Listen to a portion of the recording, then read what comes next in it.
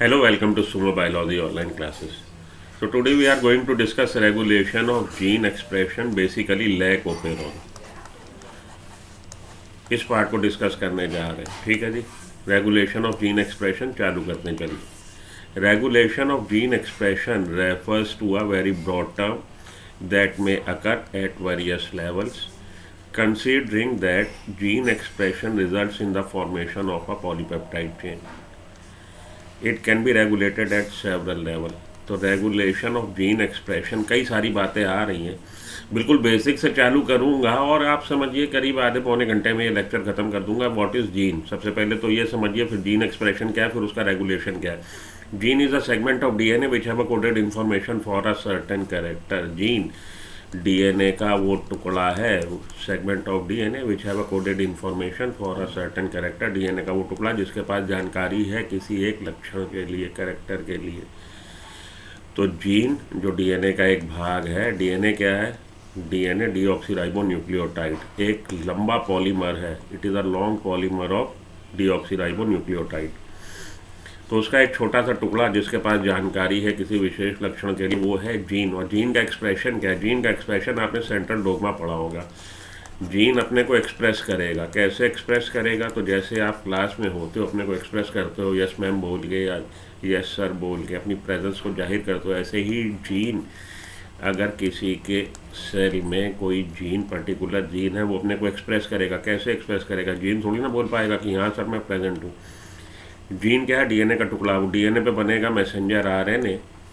RNA synthesis हुआ और RNA की ट्रांसलेशन से बन जाएगी प्रोटीन, जो फिनोटाइप को इफेक्ट करेगी, फिजिकल अपीयरेंस को इफेक्ट करेगी, फिनोटिपिक कैरेक्टर जाहिर करेगी। तो जीन की प्रेजेंस कैसे शो हुई? जीन का एक्सप्रेशन आया, जिसको हम लोग सेंट्रल डोगमा कहते हैं या फ्लो ऑफ इंफॉर्मेशन कहते हैं। डीएनए के पास जो जानकारी है, डीएनए से बना RNA, the process known as transcription. RNA के ट्रांसलेशन से बनी प्रोटीन, तो मैसेंजर आरएनए के ट्रांसलेशन से बन जाएगी प्रोटीन। प्रोसेस हुआ ट्रांसलेशन, यहाँ पे हुआ ट्रांसक्रिप्शन, यहाँ पे हुआ ट्रांसलेशन, प्रोटीन बन गई। तो ये हो गया gene expression. Gene expression is mechanism at the molecular level by which gene is able to express itself in the phenotype of an organism.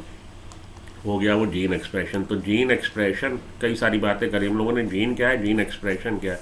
अब रेगुलेशन क्या, आप जानते हो, इस समय मैं किसी रूम में लेक्चर हॉल में कहीं ना कहीं बैठा हूँ और मेरे सर पे सीलिंग फ़ैन लगा है। सीलिंग फ़ैन का एक रेगुलेटर होता है। अगर मुझे ज़रूरत है उसको 1 नंबर पे चलाने की, तो मैंने 1 नंबर पे चलाया, 2 या 3 या 4, मतलब मैंने उसकी एक्टिविटी को रेगुलेट किया।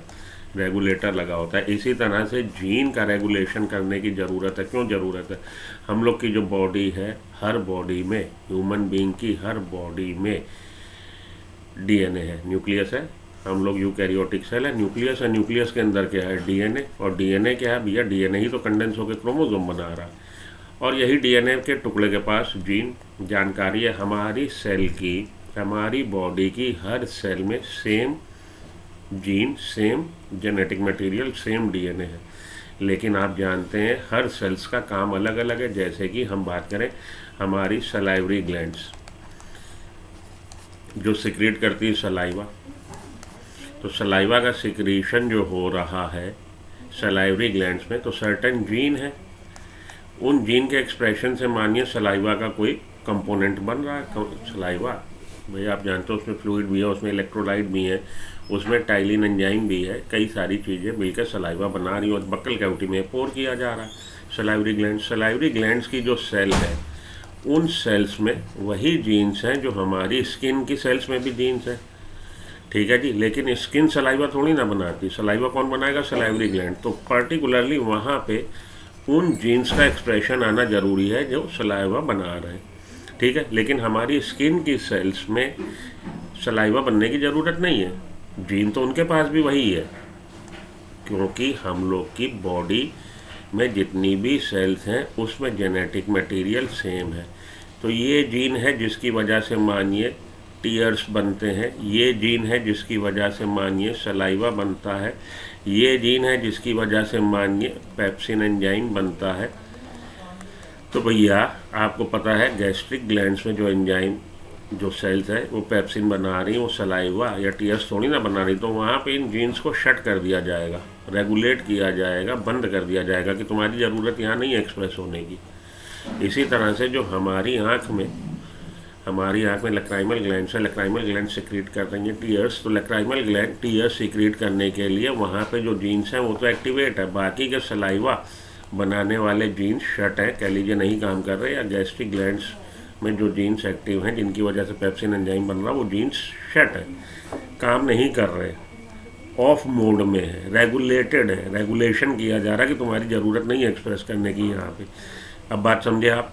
तो जीन का एक्सप्रेशन क्या है, सबसे पहले मैंने बात करी जीन क्या है, फिर जीन का एक्सप्रेशन क्या है, फिर रेगुलेशन की क्यों ज़रूरत है कि हर जैसे हमारी बॉडी की हर सेल में हर जीन एक्टिवेट नहीं है, पर्टिकुलरली स्पेसिफिक सेल्स में स्पेसिफिक जीन्स जो है, जो सेल्स ने जो काम करना है उसी हिसाब से वहाँ पे वो जीन तो एक्टिवेट हैं, काम कर रहे हैं, बाकी के जीन काम नहीं कर रहे। Considering that gene expression results in the formation of polypeptide chain, it can be regulated at several level in eukaryotes। तो पूरा आप देखिए ये जो हमारा फ्लो बनाया मैंने, इंफॉर्मेशन, जेनेटिक इंफॉर्मेशन का फ्लो चार्ट, डीएनए से आरएनए और आरएनए से प्रोटीन, जिसको हम लोग सेंट्रल डोग्मा बोलते हैं। तो डीएनए से आरएनए बना, यह क्या हुआ, ट्रांसक्रिप्शन। अब हम चाहते हैं जीन अपने को एक्सप्रेस ना कर पाए, तो ट्रेन चली दिल्ली से आई गाजियाबाद, गाजियाबाद से आई टूंडला, टूंडला से आई कानपुर। हम कानपुर नहीं आना चाहते ट्रेन, तो दिल्ली से लेके कानपुर के बीच में हम उसको कई जगह रोक सकते हैं कि भैया नहीं, हमें ये काम नहीं करना।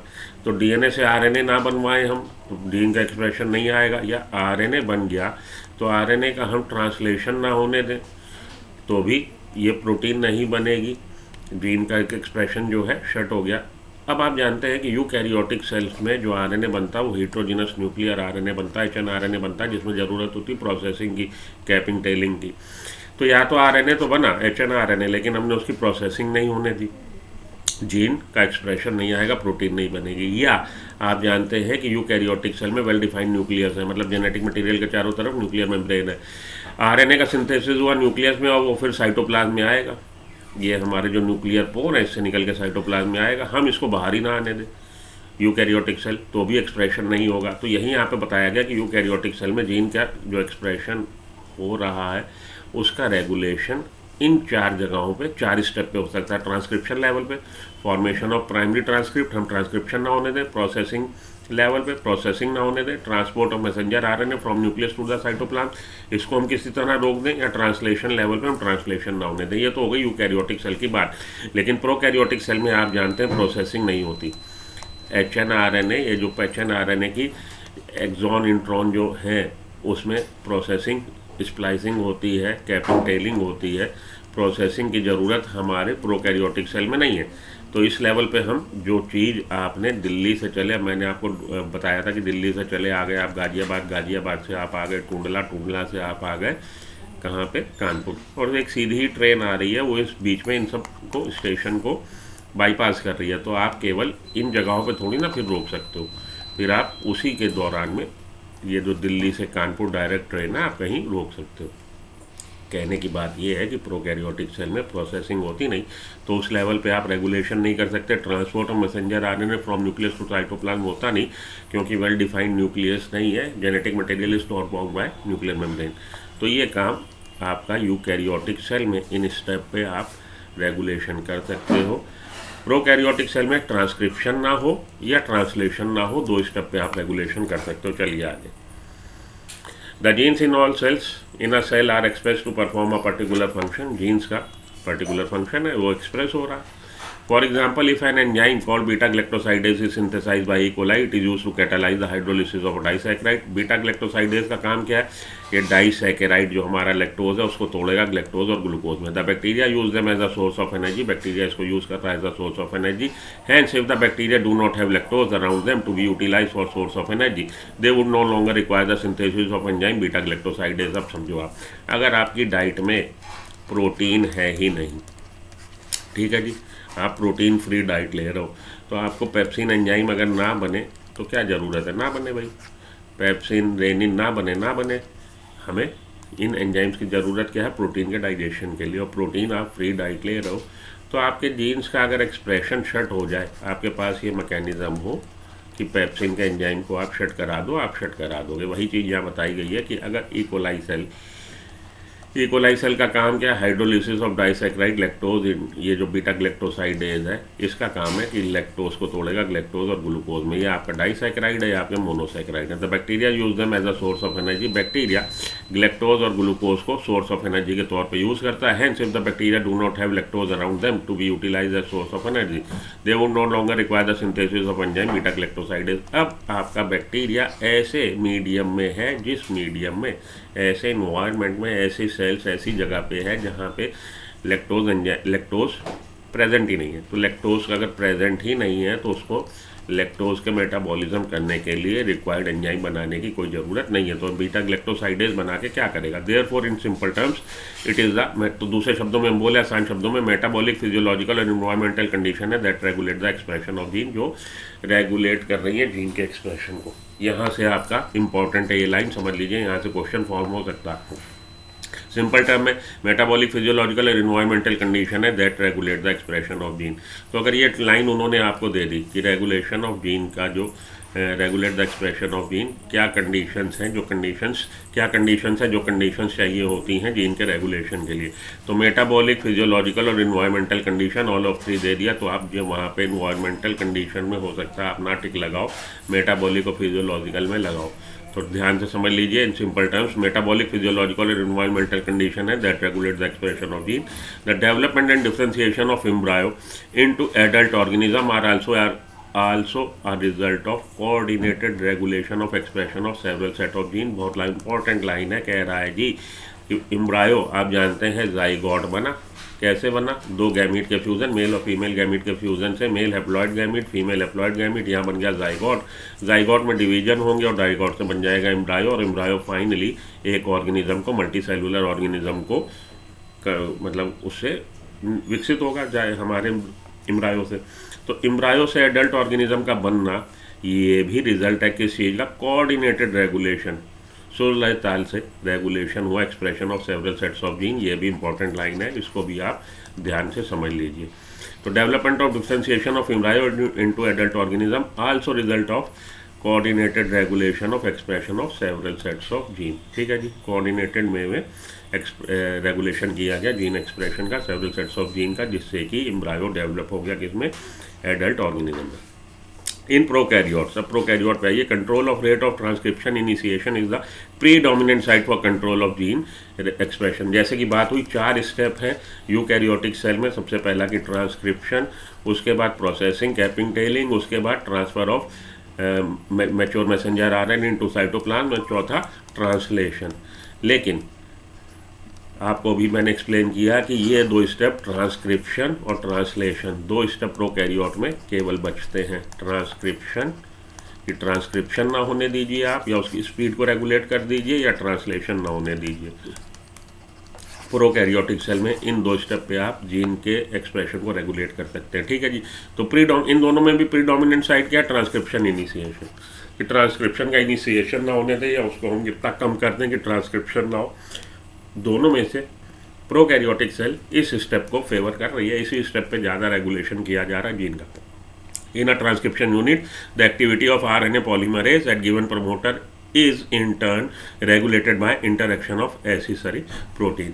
तो आपको पता ही है ट्रांसक्रिप्शन में क्या होता है। ट्रांसक्रिप्शन यूनिट में आपके पास ये क्या है? ये है प्रमोटर, ये है आपका स्ट्रक्चरल जीन्स, प्रमोटर साइट, उसके बाद स्ट्रक्चरल जीन्स, और उसके बाद आपका टर्मिनेटर।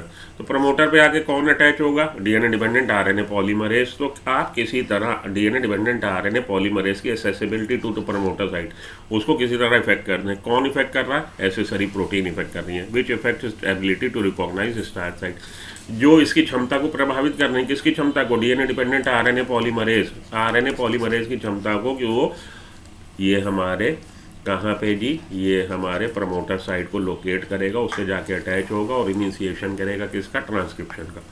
उसकी एक्सेसिबिलिटी को इन लोगों ने, एसेसरी प्रोटीन ने अफेक्ट कर दिया। These regulatory proteins can act as both positively और रिप्रेसर। ये 2 तरह से काम कर सकती है, पॉजिटिव कि इसकी क्षमता को बढ़ा दे, या रिप्रेसर इसकी क्षमता को घटा दे। The accessibility of promoter region of prokaryotic DNA is in many cases regulated by the interaction of proteins with sequence term operator।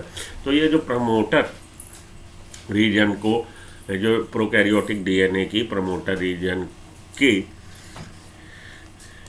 जो डीएनए डिपेंडेंट आरएनए पॉलीमरेज की प्रमोटर साइट को लोकेट करने की जो क्षमता है, उस क्षमता को कौन इफेक्ट कर रहा है? Accessory proteins. The accessibility of promoter region of prokaryotic DNA is in many cases regulated by interaction of protein with sequence term operator. अब इसकी क्षमता को इफेक्ट कौन कर रहा है? इसकी क्षमता को इफेक्ट कर रहा है ये एसेसरी प्रोटीन ऑपरेटर साइट से अटैच होके। बहुत ध्यान से सुनो, ये एसेसरी प्रोटीन्स जो हैं, जो इस क्षमता को प्रभावित कर रही है, किस क्षमता को? डीएनए डिपेंडेंट आरएनए पॉलीमरेज की प्रमोटर साइट से अटैच होने की। कैसे? ये जो एसेसरी प्रोटीन्स हैं वो ऑपरेटर साइट के साथ इंटरेक्ट करके इसकी क्षमता को, किसकी क्षमता को? डीएनए डिपेंडेंट आरएनए पॉलीमरेज की क्षमता को, प्रमोटर साइट को लोकेट करने की, एसेस करने की क्षमता को प्रभावित कर रहा। ठीक है जी। तो प्रमोटर भी समझ गए, ऑपरेटर भी समझ गए। दूसरे शब्दों में अगर हम आप बोले what is promoter? Promoter is that segment of DNA to which DNA dependent RNA polymerase get attach and initiates the process of transcription. Promoter DNA का वो टुकड़ा है जिससे DNA dependent RNA polymerase attach होता है और शुरुआत करवा देता है किस चीज़ की? ट्रांसक्रिप्शन प्रोसेस की। Operator is the segment of DNA to which this accessory proteins get attach and changes the efficiency of DNA dependent RNA polymerase to get attach with promoter. तो ये ऑपरेटर क्या है? ऑपरेटर डीएनए का वो टुकड़ा है जिससे एसेसरी प्रोटीन अटैच होती हैं और डीएनए डिपेंडेंट आरएनए पॉलीमरेज की एक्सेसिबिलिटी या कहिए उसकी रिकॉग्नाइज करने की क्षमता प्रमोटर को, या उससे अटैच होने की क्षमता प्रमोटर को, या उस पर स्लाइड होने की क्षमता प्रमोटर की डीएनए डिपेंडेंट आरएनए पॉलीमरेज की क्षमता को प्रभावित करती है। तो ऑपरेटर और प्रमोटर अब आप समझ गए। The operator region is adjacent to promoter element in most operon. ज़्यादातर केस में ऑपरेटर और प्रमोटर अगल बगल होते हैं। Operator region is adjacent to promoter element in most operon and in most cases the sequence of operator bind a repressor protein. तो पहली बात तो ये प्रमोटर और ऑपरेटर एडजेसेंट होंगे। दूसरी बात ये है कि इन मोस्ट केसेज में the sequence of operator bind a repressor protein की, ये जो एसेसरी प्रोटीन है ज़्यादातर केस में रिप्रेसर प्रोटीन होती है। Each operon has specific operator and specific repressor. हर ओपेरॉन में स्पेसिफिक ऑपरेटर होगा और स्पेसिफिक रिप्रेसर होगा। फॉर एग्जाम्पल के तौर पे lac operon is present only in lac operon, lac operator is present in only lac operon. Lac operator जो है वो आपके लैक ओपेरॉन में ही प्रेजेंट होगा and interacts specifically with lac repressor only. बहुत इंपॉर्टेंट लाइन ये है, ये समझ लीजिए कि प्रमोटर और ऑपरेटर एडजेसेंट होंगे। ठीक है जी। स्पेसिफिक ऑपरेटर होगा और पर्टिकुलर ऑपेरॉन का जो ऑपरेटर है वो पर्टिकुलर ऑपेरॉन में ही होगा। जैसे कि लैक ऑपरेटर लैक ऑपेरॉन में ही मिलेगा और स्पेसिफिकली लैक रिप्रेसर से ही बाइंड होगा, लैक रिप्रेसर ही इससे आके बाइंड होगा। अब हम लोग आ गए लैक ऑपेरॉन पे। The elucidation of lac operon was also a result of close association between a geneticist Francois Jacob and biochemist Jacques Monod. तो ये कह रहा है कि ये लैक ओपेरॉन का समझाया गया, जो ये किसकी वजह से हुआ, इसका जो प्रदर्शन किया गया, जो इसे समझाया गया, वो ये क्लोज एसोसिएशन था between geneticist Francois Jacob and Monod. आप याद रख लीजिएगा, Jacob Monod, Francis Jacob and biochemist Jacques Monod. तो जैकब एंड मोनर्ड याद रख लीजिएगा। They were the first to elucidate a transcriptionally regulated system. इन्होंने सबसे पहले बताया कि सबसे पहले प्रदर्शित किया कि ट्रांसक्रिप्शनली रेगुलेटेड सिस्टम होता है। प्रोकैरियोट्स में होगा, यूकैरियोट्स में नहीं होगा। तो प्रोकैरियोटिक सेल्स में इन लोगों ने डिस्कवर किया कि ओपेरॉन एग्जिस्ट करता है। अब एक चीज़ आप यहाँ ये समझ लीजिए, व्हाट इज ओपेरॉन। अभी तक आप ये नहीं समझे। Operon is a group of genes, cluster of genes which act as a single regulated unit, जो एक सिंगल रेगुलेटेड यूनिट की तरह काम करता है। क्लस्टर ऑफ जीन्स, और इसमें क्या होगा, इसमें one two many structural genes होंगे। आपसे ये पूछा जाए अगर, one two many structural genes, एक ऑपरेटर होगा, एक प्रमोटर होगा, इसका इंड्यूसर होगा, ओपेरॉन का इंड्यूसर होगा। ठीक है जी।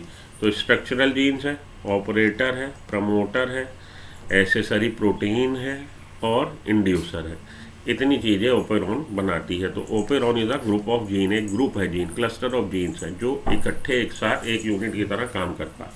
ठीक है जी। In lac operon a polycistronic structural gene is regulated by a common promoter and regulatory genes. Lac operon में here lac refers to lactose. यहाँ पे लैक जो बात हो रही है, लैक का मतलब लैक्टोज, लैक स्टैंड कर रहा, ये वर्ड जो है लैक्टोज के लिए। अब पॉलीसिस्ट्रॉनिक स्ट्रक्चरल जीन, अब पॉलीसिस्ट्रॉनिक और आपका पॉलीसिस्ट्रॉनिक और मोनोसिस्ट्रॉनिक दो तरह के टर्म यूज होते हैं, पॉलीसिस्ट्रॉनिक और मोनोसिस्ट्रॉनिक। इसको समझ लीजिए आप। सबसे पहले तो सिस्ट्रॉन क्या है, what is cistron? Cistron is a segment of DNA which have a coded information for the synthesis of single polypeptide chain. ध्यान से सुन लो, सिस्ट्रॉन क्या? Cistron is a segment of DNA which have a coded information for the synthesis of one polypeptide chain. Cistron जो है ये कहाँ चला गया? Transcription in lac operon a polycistronic. Cistron DNA का वो टुकड़ा है जिसके पास जानकारी है एक पॉलीपेप्टाइड चेन के सिंथेसिस के लिए। ठीक है जी।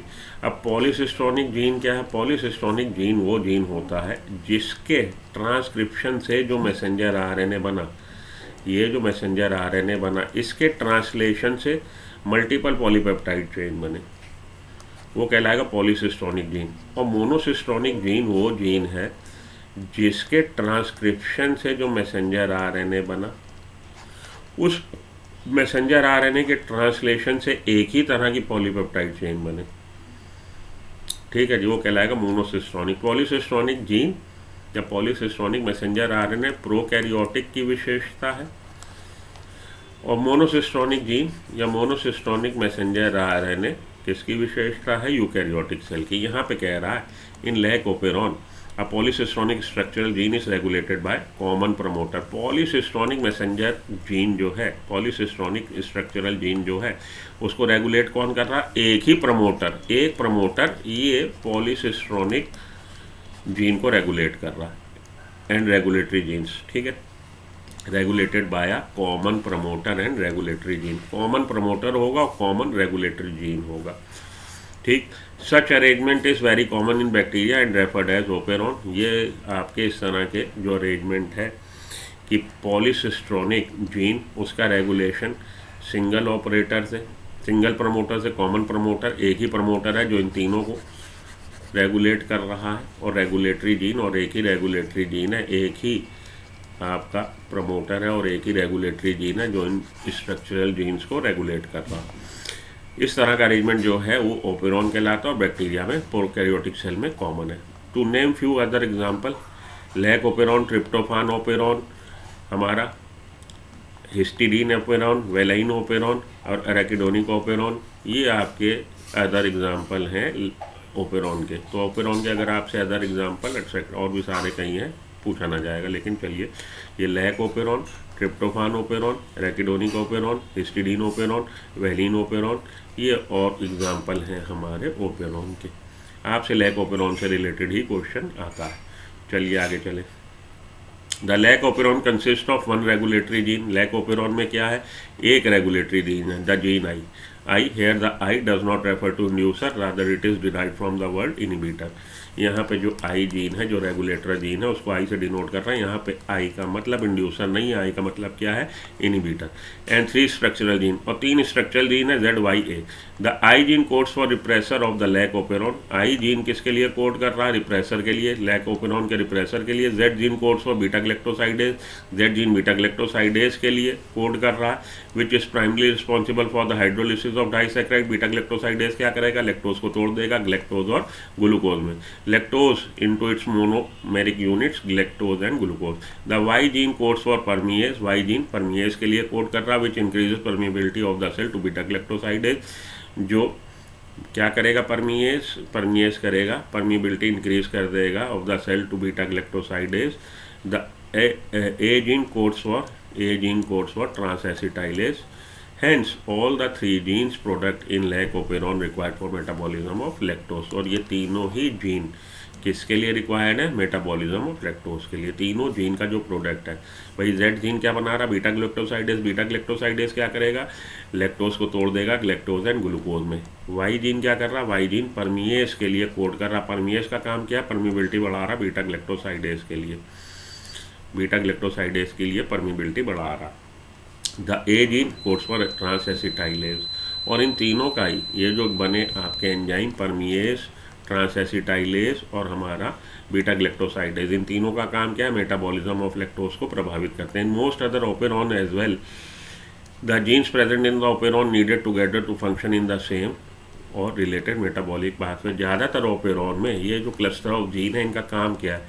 ये एक ही मेटाबॉलिक पाथवे में काम कर, जैसे आपका ग्लाइकोलिसिस है वो मेटाबॉलिक पाथवे कहलाएगा। ग्लाइकोलिसिस जो आपका ग्लाइकोलिसिस में आप जानते हैं ग्लूकोज को तोड़ दिया जाता है to the level of pyruvic acid, 10 step है। ये जो पूरा का पूरा पाथवे है ये एक मेटाबॉलिक पाथवे है, ठीक है, ये कहलाता है मेटाबॉलिक पाथवे। तो ओपेरॉन में जो भी क्लस्टर ऑफ जीन्स हैं वो किसी एक मेटाबॉलिक, उनके जो प्रोडक्ट हैं वो किसी एक मेटाबॉलिक पाथवे को इफेक्ट कर रहे होते हैं, उसी से संबंधित होते हैं। आइए आगे चलें। अब इनका ये अरेंजमेंट बिल्कुल दिमाग में बसा लीजिए। ये पहला प्रमोटर, ये किसका प्रमोटर है? ये प्रमोटर है रेगुलेटरी जीन का आई। और ये प्रमोटर है किसका प्रमोटर है? इन तीनों स्ट्रक्चरल जीन का। स्ट्रक्चरल जीन क्या होते हैं? स्ट्रक्चरल जीन जो होते हैं उनका product day to day activity में सेल के लिए काम में आने वाला होता है। Structural genes are those genes the product of which required for day to day activity of cell. रोज़मर्रा की दिनचर्या में, सेल की रोज़मर्रा की दिनचर्या में काम आने वाले एंजाइम्स का सिंथेसिस या प्रोटीन्स का सिंथेसिस जो जीन कर रहे हैं वो स्ट्रक्चरल जीन कहलाते हैं। तो स्ट्रक्चरल जीन ये जेड वाई ए है। जेड के बीटा ग्लैक्टोसाइडेज, वाई से परमिएज, ए से ट्रांस एसिटाइलेज। बीटा ग्लैक्टोसाइडेज क्या करेगा? लैक्टोज को तोड़ देगा ग्लूकोज और ग्लैक्टोज में। वाई क्या करेगा? परमिबिलिटी बढ़ा देगा बीटा ग्लैक्टोसाइडेज के लिए। और अल्फा ये हमारा ट्रांस एसिटाइलेज। इन तीनों का, ये तीनों एंजाइम जो बने रिक्वायर्ड है हमारे लैक्टोज के मेटाबॉलिज्म के लिए। पी ये प्रमोटर है, ये प्रमोटर है इस जीन का और ये प्रमोटर है इन तीनों जीन का, इसीलिए यहाँ पे 2 प्रमोटर लिखे हैं। ये प्रमोटर है इस जीन का।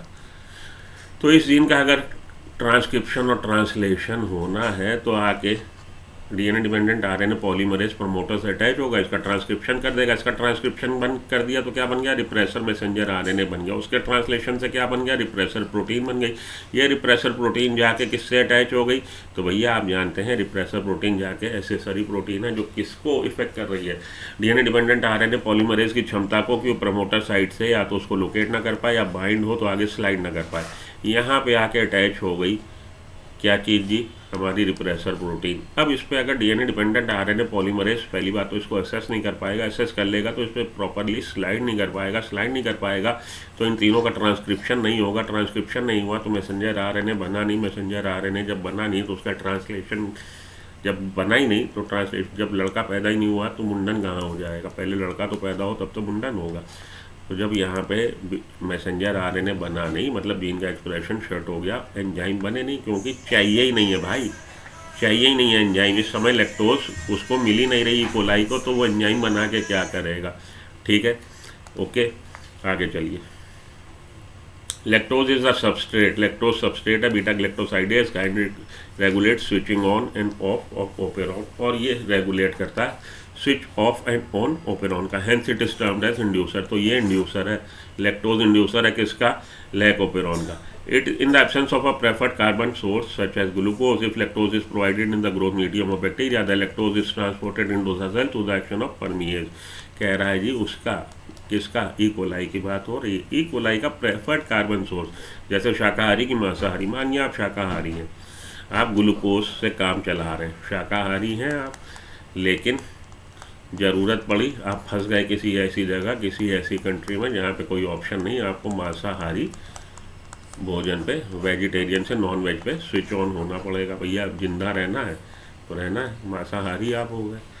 यही ग्लूकोज उसका प्रेफर्ड है, लेकिन ग्लूकोज उसको नहीं मिल रहा तो E coli alternative sources discover करेगा और उसको किसी तरह से एक्सप्लोर करके काम चलाएगा।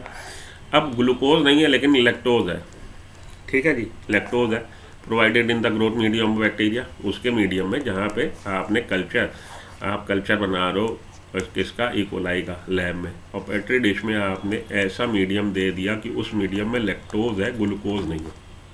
तो ग्लूकोज से वो काम चलाना चाहता था, शाकाहारी था, लेकिन आपने उसको दे दिया मांसाहार, तो इससे काम चलाएगा। वैसे इकोलाई सेल में लैक्टोज के लिए, मेटाबॉलिज्म के लिए जो एंजाइम्स हैं वो शट ऑफ मोड में है, क्योंकि उसको लैक्टोज की, तो वो प्रेफर कर रहा है कि इसको, ग्लूकोज को। लैक्टोज एक वैकल्पिक व्यवस्था है जिसका वो फ़ायदा ले सकता है कि जब ग्लूकोज ना हो, लैक्टोज मीडियम में हो। ग्लूकोज को प्रेफर करता है, लेकिन अब आपने उसको दिया ही क्या है, लैक्टोज की। भैया अगर जिंदा रहना है तुमने तो लैक्टोज से काम चलाओ।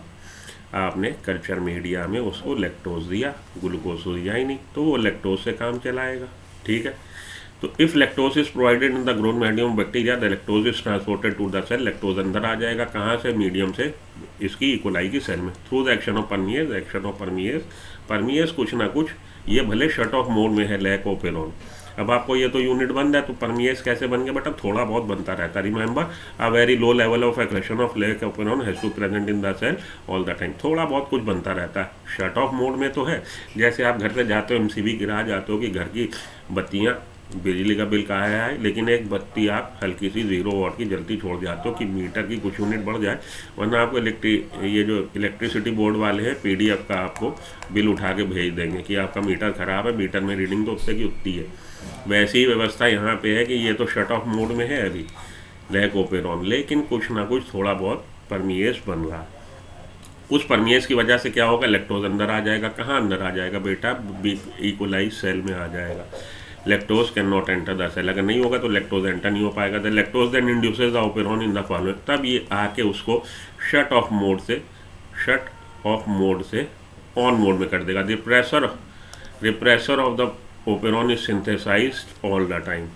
ये रिप्रेसर लगातार बनता रहता है, कॉन्स्टिट्यूटिव बोलते हैं उसको, कॉन्स्टिट्यूटिवली बन रहा है ये फ्रॉम द आई जीन। तो ये अभी आपको, मैं अगली स्लाइड पे आता हूँ तो आपको बताता हूँ कि कॉन्स्टिट्यूटिवली का क्या मतलब है। तो जीन का एक्सप्रेशन जो है, जीन का एक्सप्रेशन 3 तरह का होता है, इंड्यूसर, रिप्रेसिबल और कॉन्स्टिट्यूटिव। कॉन्स्टिट्यूटिव जीन का एक्सप्रेशन वो होता है जो 24/7 लगातार होता रहता है, इसलिए यहाँ पे कॉन्स्टिट्यूटिवली लिखा है। इस टर्म को समझ लीजिए, अभी आपको आगे मैं समझाऊंगा। ओपेरॉन इस, तो ओपेरॉन में रिप्रेसर बनता रहता है हर समय। The repressor protein binds to operator region, repressor बना, ये प्रमोटर, ये आपका आई जीन, रेगुलेटरी जीन, इसके मैसेंजर आरएनए बना, मैसेंजर आरएनए से ये बन गया रिप्रेसर। ये जाके किससे अटैच हो जाएगा, प्रमोटर के बगल में ऑपरेटर से। ठीक है, तो रिप्रेसर प्रोटीन बनती रहती, bind to operator region of operon and prevents RNA polymerase first transcribing the operon. और ये जब इससे बाइंड है तो डीएनए डिपेंडेंट आरएनए पॉलीमरेज या तो यहाँ अटैच नहीं हो पाएगा, अटैच हो जाएगा तो आगे स्लाइड नहीं कर पाएगा, तो ये इसने ट्रांसक्रिप्शन को रोक रखा in the presence of inducer such as lactose और एलोलैक्टोज। अब इसने यहाँ पे क्लियरली लिखा है कि लैक्टोज इंड्यूसर है, लेकिन यहाँ पे इसने फिर से लिखा है लैक्टोज और एलोलैक्टोज। इसका ये क्या है, आइसोमर है। तो लैक्टोज हो या एलोलैक्टोज हो, ये जो ओपेरॉन है शट ऑफ मोड से ऑन मोड में आ जाएगा। अब उसको ज़रूरत है इन सब एंजाइम्स की। The repressor is inactivated by interaction with the inducer. तो ये रिप्रेसर जो था ऑपरेटर साइड पे जो था रिप्रेसर प्रोटीन, ये एलोलैक्टोज के मॉलिक्यूल से अटैच हो जाएगी या लैक्टोज के मॉलिक्यूल से अटैच हो जाएगी। तो बेसिकली अभी तक ये ऑपरेटर साइड पे थी, अब ऑपरेटर साइड से हट के एलोलैक्टोज से अटैच हो गई, वहाँ से हट गई। तो डीएनए डिपेंडेंट आरएनए पॉलीमरेज अब आगे स्लाइड कर पाएगा, स्लाइड करेगा तो ZYA इन तीनों जीन को वो क्या करेगा, उसका ट्रांसक्रिप्शन कर देगा, मैसेंजर आरएनए पॉलीसिस्टोनिक मैसेंजर आरएनए बन जाएगा और उसके ट्रांसलेशन से तीनों एंजाइम बन जाएंगे। This allows RNA polymerase access to the promoter, RNA polymerase access कर पाया प्रमोटर को एंड ट्रांसक्रिप्शन प्रोसेस और ट्रांसक्रिप्शन हो गया। Essentially regulation of lac operon can be visualize as regulation of enzyme synthesis. तो हम लोग कह सकते हैं कि लैकोपेरोन का रेगुलेशन जो है वो एंजाइम सिंथेसिस का रेगुलेशन है। किसके द्वारा, उसके सबस्ट्रेट के द्वारा। सबस्ट्रेट की प्रेजेंस में एंजाइम सिंथेसिस हो रही है, सबस्ट्रेट की एब्सेंस में एंजाइम सिंथेसिस नहीं हो रही। रिमेंबर, ग्लूकोज और galactose can not be inducer, glucose galactose inducer नहीं हो सकते। इंड्यूसर कौन है, लैक्टोज और allolactose. Regulation of lac operon by repressor is referred as negative regulation. Regulation lac operon का किस तरह का है? नेगेटिव रेगुलेशन है। Lac operon is under control of positive regulation as well but it is beyond scope at this level to discuss at this level. ठीक है जी। आइए कुछ बातें आपको एक्स्ट्रा मैं बता दूं। तो जीन एक्सप्रेशन की बात मैंने कर ली। जीन एक्सप्रेशन क्या? Gene expression is the mechanism at the molecular level by which gene is able to express itself. Gene expression is the mechanism at the molecular level by which gene is able to express itself in the phenotype of an organism. Gene अपनी उपस्थिति दर्ज करा देगा। कैसे दर्ज कराएगा? DNA से बनेगा आरएनए, आरएनए से बनेगी प्रोटीन और वो फिनोटाइप को इफेक्ट कर देगी। ये तो हो गया gene expression. Regulation of gene expression पे आइए।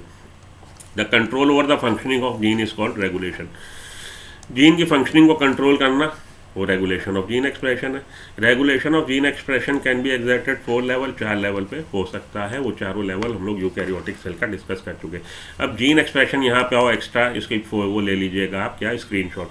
जीन एक्सप्रेशन 3 तरह का, इंड्यूसिबल, कॉन्स्टिट्यूटिव और रिप्रेसिबल। ये वहाँ पर टर्म यूज़ हुआ था कॉन्स्टिट्यूटिवली कि इसका होता रहता है। तो इंड्यूसिबल क्या है? Inducible gene expression inducible type का क्या है? In this type of gene expression switch on हो जाएगा इन the presence of substrate. Substrate की प्रेजेंस में जीन का एक्सप्रेशन स्विच ऑन मोड में आ जाएगा स्विच ऑफ मोड से। तो हमारा ये जो लैक ओपेरॉन है वहाँ पर टर्म यूज हुआ इंड्यूसिबल टाइप का कि लैक्टोज की प्रेजेंस में इसका एक्सप्रेशन इंड्यूस हो जाता है। कॉन्स्टिट्यूटिवली वहाँ टर्म यूज हुआ था। कॉन्स्टिट्यूटिव क्या? रेगुलेशन इज एब्सेंट, कोई रेगुलेशन नहीं है। जीन 24 घंटे 24/7 उसका एक्सप्रेशन आता रहता है। रिप्रेसिबल क्या? In this type of gene regulation a product of gene activity is if already present in threshold amount stops the activity। तो जीन की जो प्रोडक्ट है, जीन की एक्टिविटी से जो पॉलीपेप्टाइड चेन बन रही, जो एंजाइम बन रहा है, जब वो थ्रेशोल्ड लेवल पे आ जाएगा तो शट कर देगा, उसको रोक देगा कि अब जीन का एक्सप्रेशन नहीं होना चाहिए। नेगेटिव और पॉजिटिव कंट्रोल क्या है? तो जीन का एक्सप्रेशन तो 3 तरह का आपका समझ में आ गया, इंड्यूसिबल, कॉन्स्टिट्यूटिव और रिप्रेसिबल। अब इस जीन के एक्सप्रेशन का रेगुलेशन 2 तरह का। जीन के एक्सप्रेशन का कंट्रोल, ये तो जीन एक्सप्रेशन की बात करी हम लोगों ने 3 तरह का, इंड्यूसिबल, कॉन्स्टिट्यूटिव, रिप्रेसिबल। अब इस एक्सप्रेशन का कंट्रोल कितनी तरह का? 2 तरह का, नेगेटिव और positive.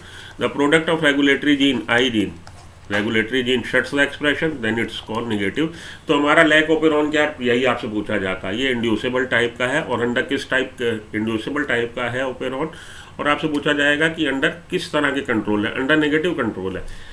The product of regulatory gene shuts off the expression of jeans.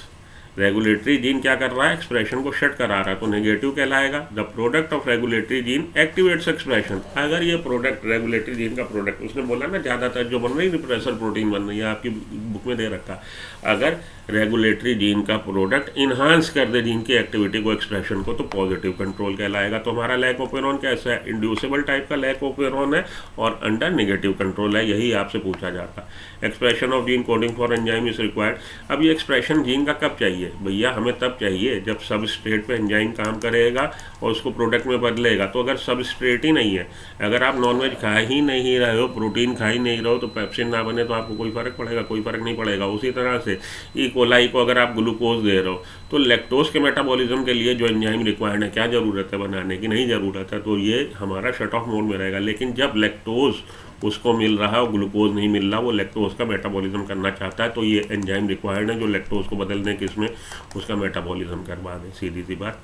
Okay, आइए फ्रांसिस जैकब मोनेट की बात हो गई। ओपेरॉन क्या है? ग्रुप ऑफ जीन्स है, part of genetic material which act as a single regular unit having one or more structural gene, an operator gene, a regulator gene, repressor और inducer. ठीक है, ये बात याद रखना। ओपेरॉन है क्या? पहले तो ये समझो ना, फिर ओपेरॉन का आप समझो। रेगुलेशन इन प्रोकैरियोटिक, ये सब हम लोग बात कर रहे हैं। आगे चलते हैं। Regulation of lac operon. Lac operon क्या है? इंड्यूसिबल टाइप का है। ठीक है, ये बात मैंने आपको समझा दी। आगे चलिए। ये जीन आई, ये inhibitor gene, regulatory gene, codes for repressor. Z gene structural gene है, वाई जीन स्ट्रक्चरल जीन है, ए जीन स्ट्रक्चरल जीन है, course of beta galactosidase. Beta galactosidase क्या कर रहा है? लैक्टोज को ग्लूकोज में तोड़ रहा। Y gene permease increases the permeability of cell to beta galactosidase and to lactose. Symport अगर साथ के साथ दोनों अंदर आ जाएंगे, ये बात ये इंपॉर्टेंट है, ये वो देख लीजिए वहाँ पे दिया है कि ये क्या कर रहा है? Permeability of cell to beta galactosidase, साथ के साथ लैक्टोज को भी। तो दोनों सिम्पोर्ट एंटीपोर्ट, ये सब आप यूनिपोर्ट आप ट्रांसपोर्ट ऑफ प्लांट्स में पढ़ चुके हैं। तो ये वहाँ पे सिम्पोर्ट करा रहा, दोनों अंदर आ जाएंगे किसमें, बैक्टीरियल सेल में।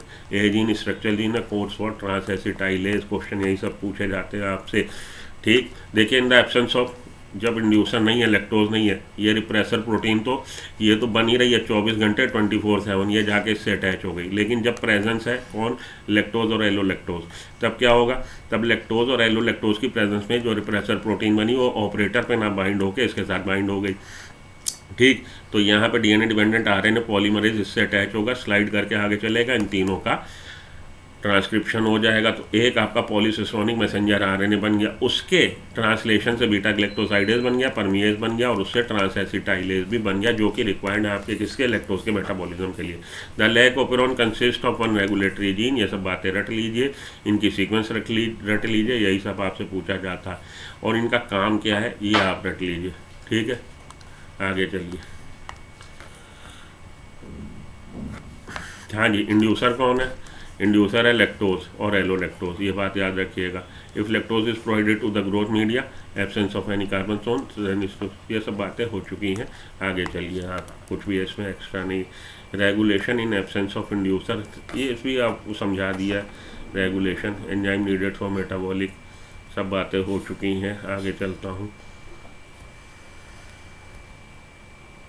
हाँ, ये देखिए यहाँ से ये नोट कर लीजिएगा, lack operon is under negative control and it is inducible type of operon, यही सब आपसे पूछा जाता। ठीक है,